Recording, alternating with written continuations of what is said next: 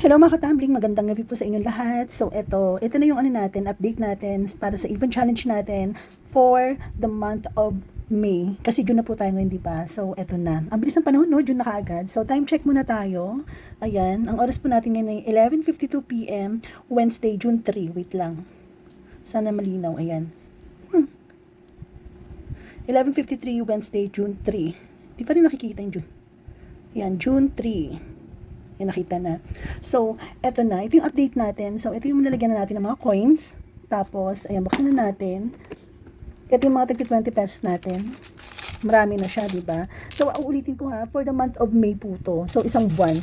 Every month tayo nagbibigay ng update.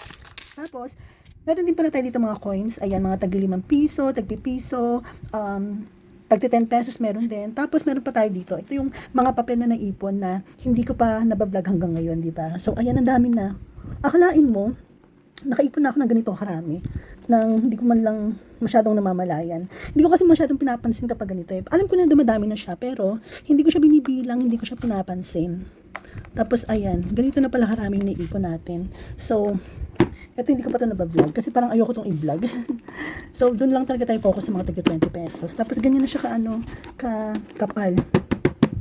Yan. Ganyan nakakapal yung tagka 20. Ay, tagka 20. Yung iba-iba kasi ito eh. May 20 pesos, may 50, may 100, may 500, may 1,000 pa nga dito eh. So, ganyan na siya kakapal. So, mag-focus tayo dito sa 20 pesos. Okay? Usog muna natin to. Yung 20 pesos natin na coins, ilabas muna natin. Yan, para mabilang na natin. Okay? So, sana umabot ng 10,000. Parang katulad ng natin, naipon natin last month. Yan siya, ganun siya karami. Oh God. Wait, labas ko muna lahat. So, ito na lahat ang naipon natin for the month of May. Sana umabot ng 10,000 to, katulad nung last month natin. Pero not sure, hindi ko alam, pero parang aabot naman ng 10. More or less, 10,000 siya. Pero sa tingin ko wala pang 10,000 to. Natatansya ko lang, kasi alam niyo naman ako, diba? Tagal-tagal ko na nag-iipon, kaya natatansya ko kung magkano na ba siya. Yan. So, ito, bilangin muna natin ha. Pero hindi ko na ipapakita kung paano ko siya, bibilangin, okay? Kasi, time consuming yun. Matatagalan yung video natin. So, i-arrange ko na muna, okay?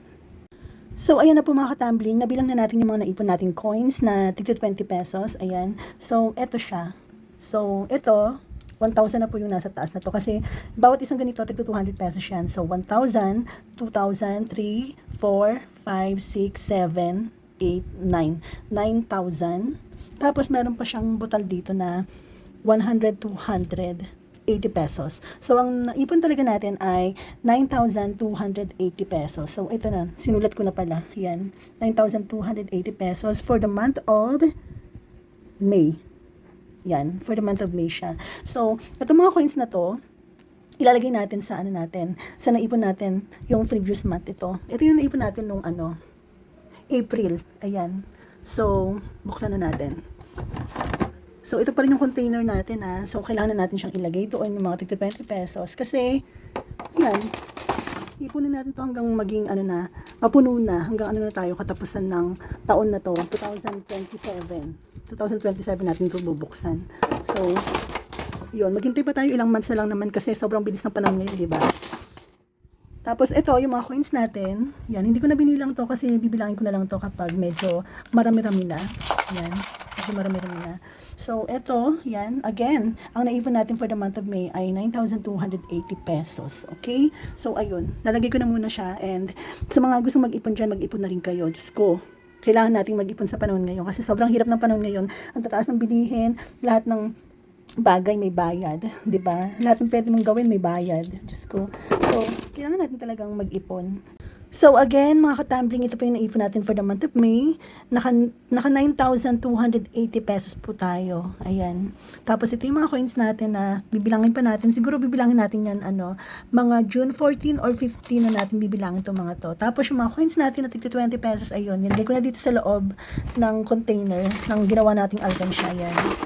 So, mag-ipon na tayo, okay? Tapos, ayun naman yung mga next nating i-vlog. Ewan ko lang kung kailan ko i-vlog talaga to. Wala rin kasi akong balak i-vlog itong mga to, eh. Yan. So, ayun, mag-ipon na talaga tayo kasi sobrang laking tulong talaga pag meron tayong ipon, di ba? Hindi ko alam kung ano ba tong tawag dito, addiction na ba to or sakit na ba to kasi ang lalako talaga mag-ipon, di ba? So, ayun, ipon-ipon lang tayo. Pero mas maganda naman, it's a good thing, di ba, na maging ano, antag doon yung maano ka sa pag-iipon, maging addict ka or ma-addict ka sa pag-iipon, di ba? So, ayun lang, mga katambing, nagpapaalam na ako. So, matulog na tayo. Bye!